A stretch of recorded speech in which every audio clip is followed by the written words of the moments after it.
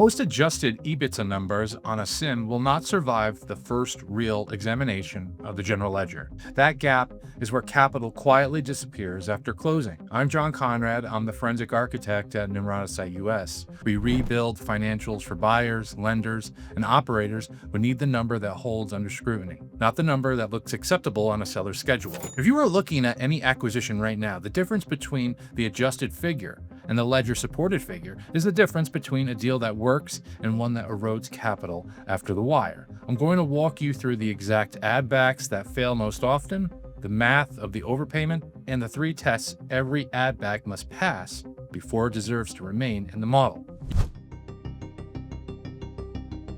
You receive a clean income statement. Revenue is presented as growing, margins look acceptable. Then you are shown the bridge. Reported EBITDA, owner compensation above market, related party rent, one-time legal or professional fees, non-recurring system or marketing costs, personal expenses run through the company. The adjusted number is frequently 25 to 35% higher. The multiple suddenly appears reasonable. The problem is not that the add-backs exist. The problem is that most of them are never required to prove 3 things.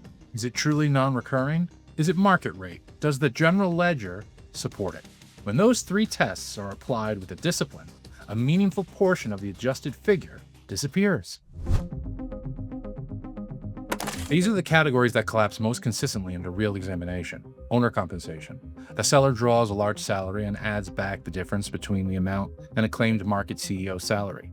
The adjustment only holds if the replacement cost is accurate for the size, industry, and location of the business. When the market data does not support that claim, the add-back shrinks and the supported earnings fall with it. Related party rent.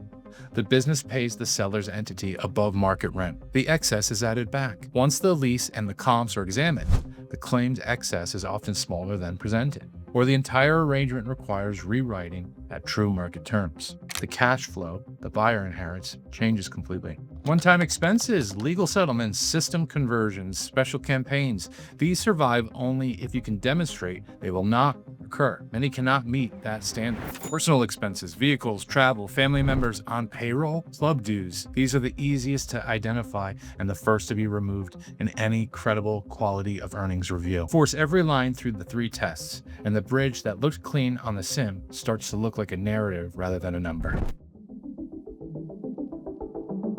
Here is why the difference matters in capital terms. Assume the seller presents $1.2 million of adjusted EBITDA at a 6.5 multiple. Purchase price, $7.8 million. A rebuild from the general ledger supports $950,000 of ongoing market rate earnings. At the same multiple, the business is worth approximately $6.1 million. The gap is more than $1.6 million of purchase price that was never supported by the ledger. That capital does not return. It surfaces later as tighter debt service coverage, lower available distributions, and less margin for error when operations deviate from the model, as they always do. The multiple is rarely the primary problem. The number being multiplied is the problem.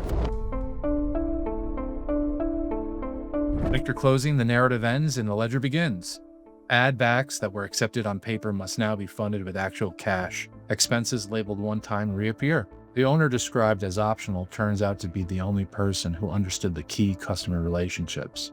Cash flow runs below the model. Coverage tightens. Earnings become disputes. Price chips begin. At that point, you are no longer negotiating from strength. You are explaining why the number you underwrote was never fully real. This is the sequence most buyers understand only after the capital has already moved.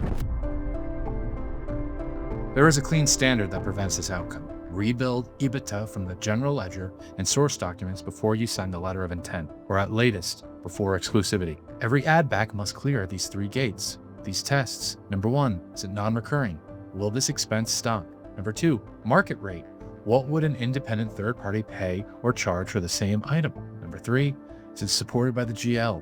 Can the number be traced to actual transactions, not a prepared schedule? Anything that fails is removed. What remains is the number you can underwrite. That number is almost always lower than the confidential information memorandum figure. That is the point. You would rather know the supported number now than discover the gap after the wire, after the deal's closed. This is not pessimism.